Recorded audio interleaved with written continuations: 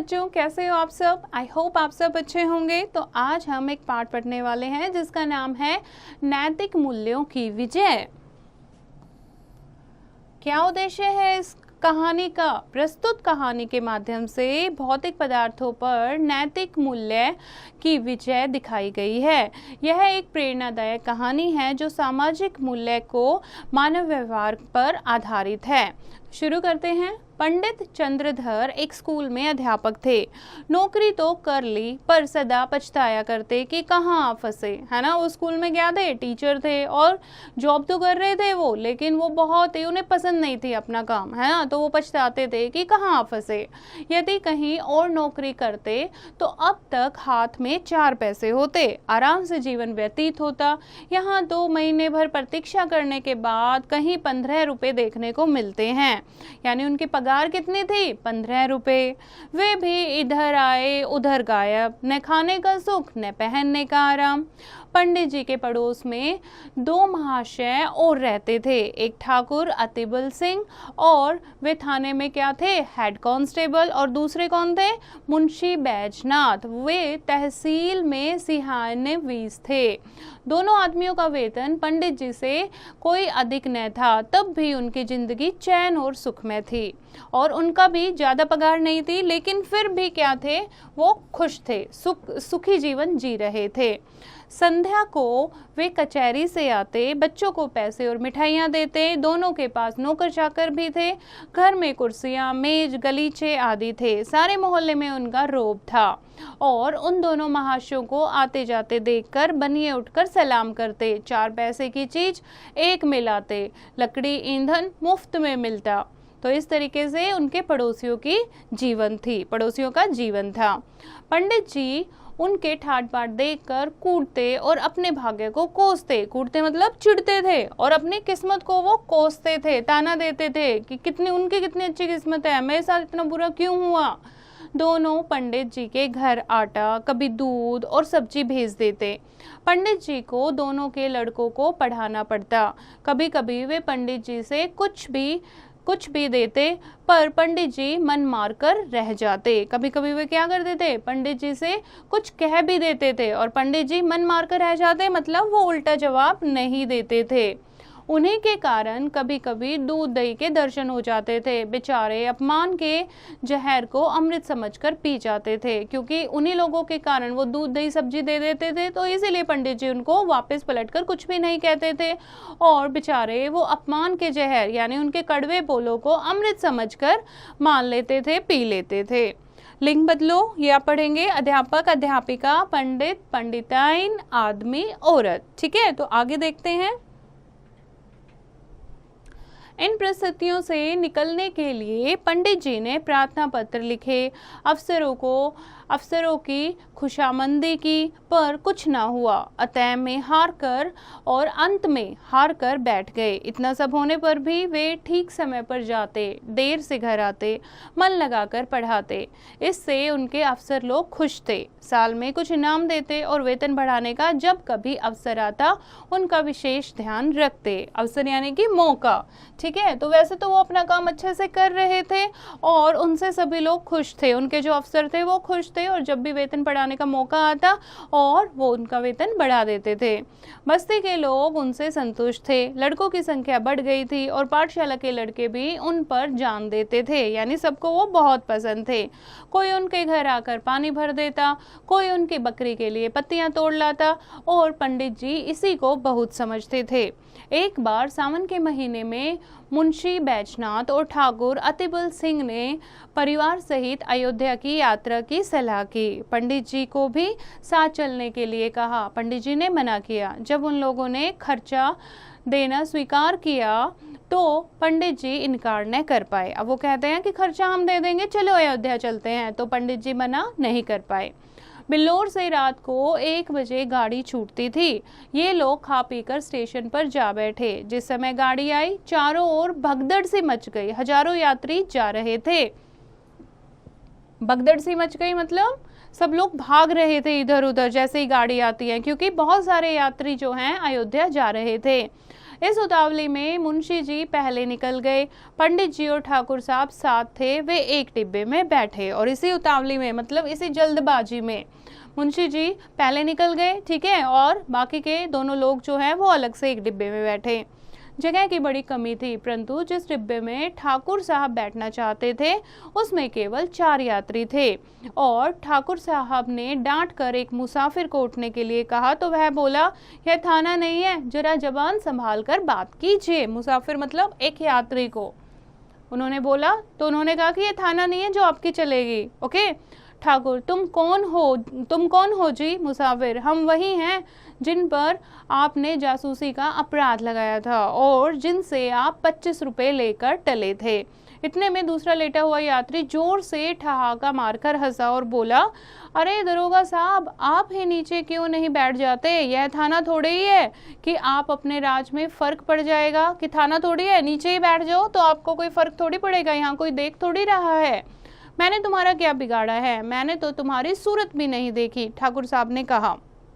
दूसरा मुसाफिर, आपने मेरी सूरत भले न देखी हो पर आपके डंडे ने देखी है। इसी गांव के मेले में आपने मुझे बिना बात डंडे लगाए थे। देखा अब क्या होता है, अब पुलिस को तो इतने सारे लोग मिलते हैं, है ना, तो वो उनको नहीं पहचानते, भूल जाते हैं, लेकिन जिसके साथ जो होता है वो उसको याद रहता है। तो मुसाफिर कहता है कि मेले में आपने डंडे से मेरी पिटाई की थी बिना बात के, इसीलिए मुझे तुम याद हो। यह कहकर उसने और भी पांव फैला लिए। पंडित जी अब तक चुपचाप खड़े थे, डरते थे कि कहीं मारपीट न हो जाए। अवसर पाकर ठाकुर साहब को समझाया। जो ही तीसरा स्टेशन आया, ठाकुर साहब ने बाल बच्चों को वहां से निकलकर दूसरे डिब्बे में बिठाया। इधर दोनों ने उनका सामान उठाकर जमीन पर फेंक दिया। जब ठाकुर साहब गाड़ी से उतरने लगे तो उन्होंने उनको ऐसा धक्का दिया कि बेचारे प्लेटफॉर्म पर गिर पड़े। गार्ड से कहने दौड़े थे कि इंजन ने सीटी दी, क्या करते, जाकर गाड़ी में बैठ गए। तो देखो कितना बुरा हुआ ठाकुर साहब के साथ। उधर मुंशी बैजनाथ के पास पैर फैलाने तक की जगह नहीं थी। उनकी तबीयत खराब हो गई, एक बार उल्टी हुई और पेट में मरोड़ पड़ने लगे।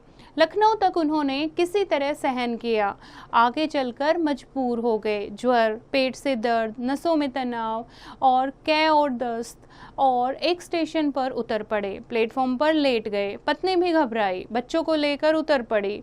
सामान उतारा, परंतु जल्दी में ट्रंक उतारना भूल गई। गाड़ी चल दी। दरोगा जी ने अपने मित्र को इस दशा में देखा तो वह भी उतर पड़े। स्टेशन मास्टर ने यह हाल देखा तो समझे हैजा हो गया है। हुक्म दिया, रोगी को अभी बाहर ले जाओ। मजबूर होकर सब लोग मुंशी जी को एक पेड़ के नीचे उठा ले गए। उनकी पत्नी रोने लगी। हकीम डॉक्टर की तलाश हुई, पता लगा पास ही एक छोटा सा अस्पताल है। उन लोगों की जान में जान आए, यानी उनकी जान में जान आए, मतलब उनको तसल्ली हुई कि शुक्र है यहाँ हॉस्पिटल तो है छोटा सा। किसी से यह भी मालूम हुआ कि डॉक्टर साहब बिल्लौर के रहने वाले हैं। ढांढस बंधा दरोगा जी मुंशी जी को लेकर अस्पताल दौड़े। अब वो भी बिल्लौर से थे, फिर किसी से पता लगता है यहाँ के डॉक्टर भी बिल्लौर से हैं, तो वो सोचते हैं, ढांढस बंधा मतलब उनकी जान में जान है। उनको और अच्छा लगा और तसल्ली हुई कि हमें वो जो हैं प्रायोरिटी से, यानी सबसे पहले हमारा इलाज करेंगे क्योंकि वो भी बिल्लौर के ही हैं। तो मुंशी जी को लेकर सब लोग अस्पताल की तरफ जाते हैं। डॉक्टर का नाम था चोखेलाल, कंपाउंडर था, लोग आदर से डॉक्टर कहा करते थे। उन्हें देखकर बैजनाथ धीरे से बोले, अरे ये तो बिल्लौर के ही हैं, भला सा नाम है और तहसील में आया जाया करते हैं। क्यों महाशय, मुझे पहचानते हो? चोखेलाल, जी हाँ, खूब पहचानता हूँ। जब मैं तहसील में लगान भरने जाता हूँ तो आप डॉक्टर अपना हक वसूल कर लेते हैं, न दूं तो शाम तक खड़े रहना पड़े। अब मेरी फीस के 10 रुपए निकालिए और दवा लेकर चलते बनिए। चोखेलाल, जी हाँ, और यहाँ ठहरना चाहें तो 10 रुपए रोज। दरोगा जी ने बैजनाथ की स्त्री से रुपए मांगे, तब उन्हें बक्से की याद आई। वह तो गाड़ी में ही छूट गया। छाती पीट ली और यानी कि वो बहुत परेशान हो गए, रोने लगे कि हाय, पैसे तो सारे ट्रंक में रह गए और ट्रंक जो है वो कहाँ रह गया? गाड़ी में। रेलगाड़ी में दरोगा जी के पास भी अधिक रुपए नहीं थे। किसी तरह 10 रुपए निकालकर चोखेलाल को दिए। उन्होंने दवा दी। दिन भर में कुछ फायदा न हुआ। रात को दशा संभली। दूसरे दिन क्या करना पड़ा? पैसे तो थे नहीं, तो दवा के लिए मुंशी यानी मुंशी की पत्नी का एक गहना जो है बाजार में बेचना पड़ा। शाम तक मुंशी जी की हालत सुधरी, तब रात को गाड़ी में बैठे। अयोध्या पहुंचकर कहीं ठहरने की जगह न मिली। एक साफ जगह देखकर बिस्तर बिछाए गए। इतने में बूंदें गिरने लगी, है ना। अयोध्या पहुंचते हैं वो, कहीं पर भी कोई जगह नहीं होती, तो एक साफ सी जगह देखकर वहां पर वो बिस्तर बिछा लेते हैं। लेकिन बारिश आने लग जाती है, बिजली चमकने लगी, बच्चे रोने लगे। सब परेशान थे कि कहाँ जाएं। अचानक एक मनुष्य नदी की तरफ से लालटेन लिए आता हुआ दिखाई दिया। पंडित जी ने पास जाकर पूछा, क्यों भाई साहब, यहाँ कहीं यात्रियों के ठहरने के लिए जगह मिलेगी? अब आगे देखते हैं क्या होता है। उसने पंडित जी को ध्यान से देखा, झुककर पैर छूते हुए बोला, गुरुजी आपने पहचाना नहीं? मैं कृपा शंकर, आपका पुराना शिष्य। पंडित जी की स्मृति जागी। स्मृति मतलब उनको याद आया। ओहो, तुम कृपा शंकर हो। तब तो तुम दुबले पतले लड़के थे, कोई 8-9 साल के रहे होंगे। कृपाशंकर, जी हाँ, 9वां साल था और मैंने वहाँ से आकर इंटर पास किया। अब यहाँ सरकारी नौकरी में हूँ। कहिए, आप तो अच्छी तरह से हैं। सौभाग्य है कि आपके दर्शन हो गए। ठहरने की जगह की चिंता न कीजिए, घर चलिए। पंडित जी, नहीं, मेरे साथ दरोगा जी और सिहानवी साहब और उनके बाल बच्चे भी हैं। कृपाशंकर, गुरुजी सबको साथ ले चलिए, मेरा बड़ा मकान खाली पड़ा है, आराम से 2-4 दिन ठहरिए। मेरा परम सौभाग्य है कि आपकी सेवा करने का कुछ अवसर मिला। कृपाशंकर ने कई कुली बुलाए, सामान उठवाया और सबको अपने मकान पर ले गया। साफ सुथरा घर था। नौकर से झटपट चारपाइयाँ बिछा दी। घर में पूरियां पकने लगी। कृपाशंकर हाथ बांधे सेवक की भांति खड़ा था।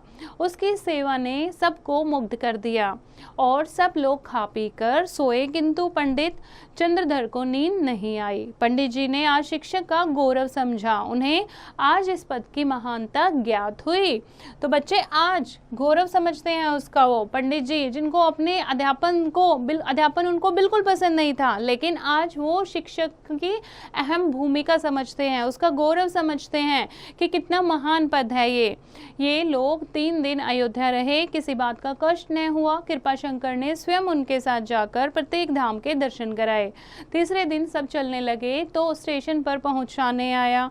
गाड़ी ने सीटी दी तो उसने सजल नेत्रों से पंडित जी के चरण छूते हुए कहा, इस सेवक को याद करते रहिएगा। सजल मतलब नम आंखों से उन्होंने पंडित जी के पैर छुए और बोले कि आते रहिएगा, मुझे याद रखिएगा। पंडित जी घर पहुंचे तो उनके स्वभाव में बहुत परिवर्तन हो गया था।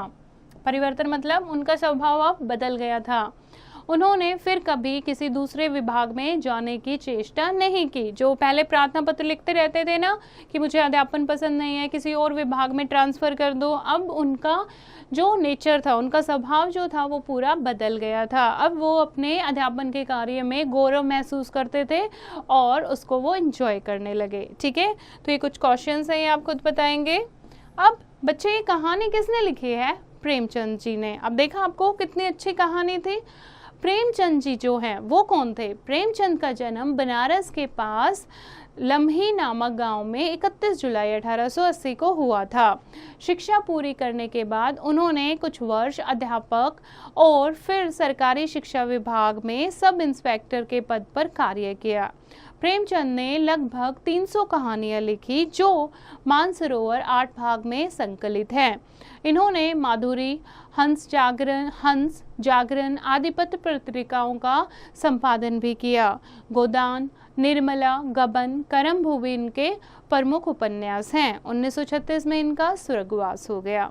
तो बच्चों, ये थी आज की कहानी। आशा करती हूँ आपको समझ आई होगी। एक बार फिर से इसको पढ़ेंगे, शब्दार्थ को याद करेंगे और प्रश्न उत्तर अभ्यास जो है बाकी का वो आप खुद करेंगे।